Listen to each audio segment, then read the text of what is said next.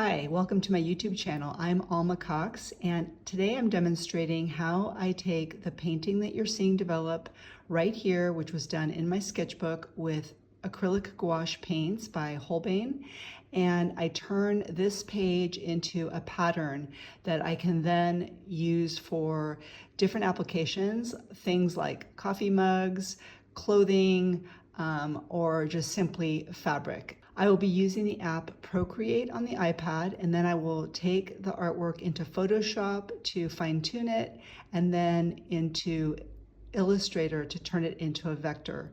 Now, the only reason that I like to turn my patterns into vectors is because then I can size them infinitely. I can make them as big as I want and not worry about compromising the quality. So I'm going to just share some tips, and hopefully you'll find this useful for your patterns. And if you have any questions, I would love to answer them.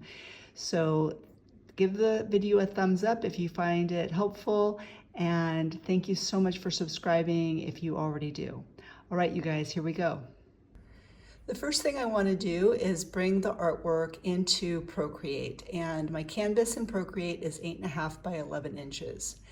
Then I'm going to use the arrow tool, the move tool, to make adjustments. So I'm going to make sure my artwork extends just slightly beyond the edges of the canvas.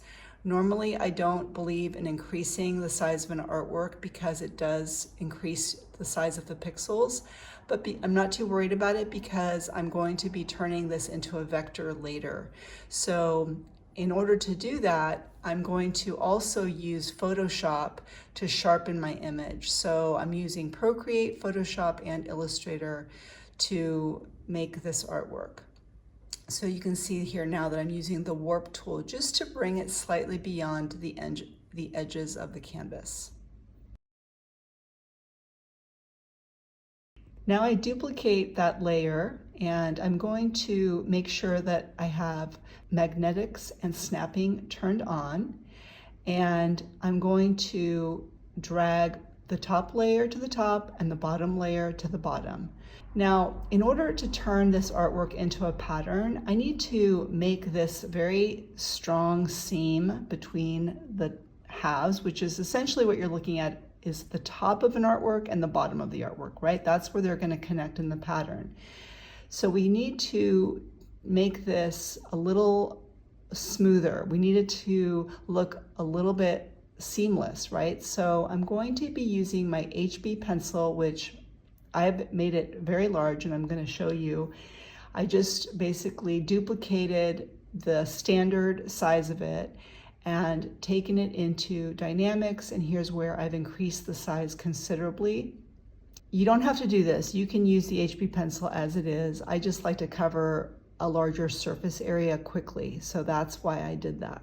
The next thing I'm going to do is I'm going to grab the clone tool, and I'm going to just paint on top of what I already have so that it looks like it was always meant to connect. So I'm just placing the clone tool in an area where I want to duplicate that information. So I'm just moving information, right? I'm looking at the left side and deciding, okay, I want this to not look like a very harsh straight line. I want it to look a little more painterly. So I'm taking creative liberties here with the artwork, and I'm going to speed up a little bit. You can see though that it is a little bit of a tedious process because you want it to look as natural as possible. But I would argue that nobody is looking so closely at this edge. Obviously, it's very pronounced if it's a stark line, but doing what I'm doing, it's actually softening it. And when the colors start to mix, as I start to, move into the beige, I try to pick up colors that make it look natural, which is why I'm constantly moving that clone tool around so that it does look natural.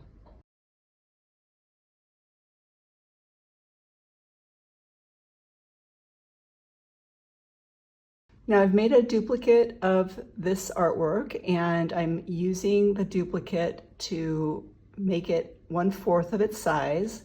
I'm duplicating it and I'm going to be repeating and turning each piece to its opposite. So I flipped it horizontally, I moved it up, and then now I'm uniting the top and then I'm duplicating that and flipping it vertically.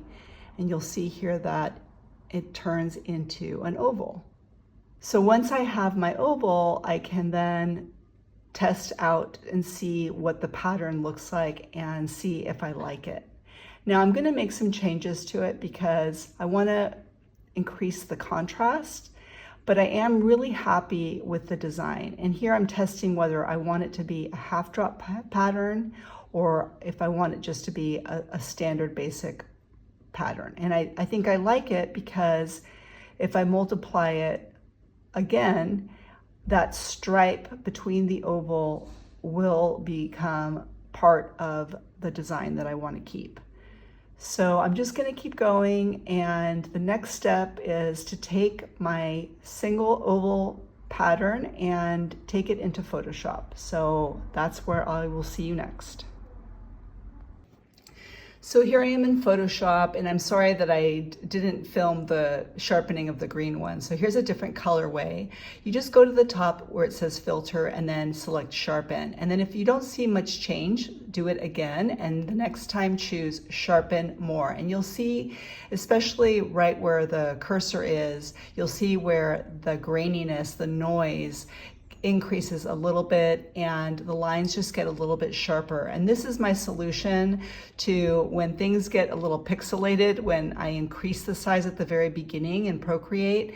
This just tightens everything up again and you don't get those blurry pixels. So I already changed the lavender so that it's more pronounced, and I'm going to take you through and show you how I take one single color and I alter it. So this is just a tool that you can use. I have found it hugely beneficial with my artwork and my patterns. You're going to go to the top and use select on the bar at the top, and you're going to select color range. And then I'm going to bring the little window in so you can see. And the first thing you want to do is grab the furthest left eyedropper, and you're going to select a color that you want to change. In this case, I'm changing the beige. You can see where the beige is lighting up on the map. So the next thing I want to do is I want to select more of the beige. So I'm going to select the next eyedropper, which is the eyedropper with a little plus sign, and I'm going to select all the areas where I want to change the color. This beige line that I'm pointing to is slightly lighter, so I want to make sure I include that in the map, right? So I'm going to go around the artwork and just make sure, okay, I've got the rectangle of beige that I want to alter. And then once I've done that, the computer automatically selects all the area of beige that I want to change. And then I want to create a layer adjustment. So I go to Layer, New Adjustment, and I select Hue Saturation. And I always, as a practice, do check the clipping mask because I want it to affect only the one layer. I know there's only one layer, but when you have a lot of layers, it's a good habit to get into that I only want to affect the one layer. And I know it's pretty grainy here. It's kind of dark where I live, but you can kind of see here on the right that my little arrow is moving the color, and already you can see that the beige is turning more purple, right? So I really like that purple, but I'm going to go through the different colors. You can see here it's turning, it's going more to green and now to blue, and blue's really pretty too. But I ultimately land on the purple because I just feel like I want this hero pattern to really make a bold statement. So I feel like purple does that the most effectively. Okay, that's all there is to do here in Photoshop. The next thing I'm going to do is move it into Illustrator to turn it into a vector. So here I am in Illustrator now. So the first thing you want to do is you're going to open your window and you're going to select Image Trace. And then in image trace, you want to make sure that you've selected the artwork with this arrow here, the select arrow, and that's how you animate this image trace window. The first thing I want to do is go to high fidelity photo, and then it automatically wants to start creating a vector, but I'm going to hit cancel because I want it to slow down. And I'm going to go through these options. The first one that I'm going to adjust is the colors. I want all the colors available. And then the next thing I want to do, I do choose this overlapping, which creates stacked paths, and it just kind of helps to eliminate some issues. So I always select that. And then I really don't hit anything else. Then I just select preview so that it shows me a preview before I actually turn it into a vector. So I'm going to go ahead and hit preview, and because it's so eager, it just wants to continue here. It's doing its work. Okay, and then once you're happy with it, you can see that very little changed, right, from the raster version of it to the vector. So I'm going to hit expand. And it's now turning it into vector artwork. While this is rendering, I do want to say that I have a very powerful computer. I feel very fortunate to do this. Not every computer is going to be able to handle the vectorization of a high fidelity photo with this many colors. So a way to get around it, and this is what I did before I had this computer, is I would make a very small file, a raster file that was even smaller than what I'd begun with in Procreate. So basically what I would do is I'd create the file that I wanted in Procreate, then I would make it smaller, and then I would bring it into Illustrator. And as a smaller file, I didn't have any problems because the computer didn't have to work as hard. And then because I was turning into a vector, it really didn't matter that it was a small file, right? I could take that vector then and turn it into something bigger and upload that to Spoonflower, let's say. Now, here's something that can happen. I'm just gonna click away here for a second. I'm gonna pick, with this direct selection tool, I'm gonna pick a little pixel here at the very top, and I'm going to zoom in. So you can get this line here. It's very, very thin line, but it can be a problem for a pattern, right? Even a tiny little line is going to be an issue on your pattern portal like Spoonflower, let's say. And let's go to the corner. You can see that that line is fairly big all the way around. Now, I want to first make sure that it is centered. So let me make sure first that my artwork is centered, and I go to Object Align, Horizontal Align Center, and it did not move. And then I go Object Align, Vertical Align Center, and it did not move. So the next thing I want to do is, and this is something that you have to just, it's a trial and error thing. But in order to remove that line and do it kind of in an efficient manner, you need to move the artwork just slightly, and I'll show you. So I'm going to select the artwork, and I'm going to zoom in so that I can zoom in as much as possible. You can see this.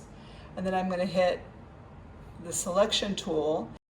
Okay, so I've got it. I'm just going to move it very carefully, just so it moves beyond the border. And you'll see here it moves by itself. Okay, so that's one side. And then I'm going to move to the other side. So essentially, I have to affect every single side, the top, the bottom, left and right, and just to make sure that that white line goes away. And it's so small, the adjustment, that it doesn't change your color scheme. You know, again, this is a vector, and you can see like all the vector shapes. You know, by moving it over, we're not really creating any kind of drastic color change at the edges. And you know, you can test your pattern again in Procreate. So you just take your vector PNG that you create and save, and you pop it right back into Procreate, and you can test those edges and make sure, zoom in all the way to make sure that you don't see you know, a visible change in the line. And I know it seems like a lot of work, and it is a lot of work, but I really love, you know, working this way because I can be very free creatively, you know, with the paint, and then turn it into something that could be infinitely big, you know, and it's just super cool. I mean, wouldn't it be really fun to see this pattern, you know, in some very large application? I think it would be.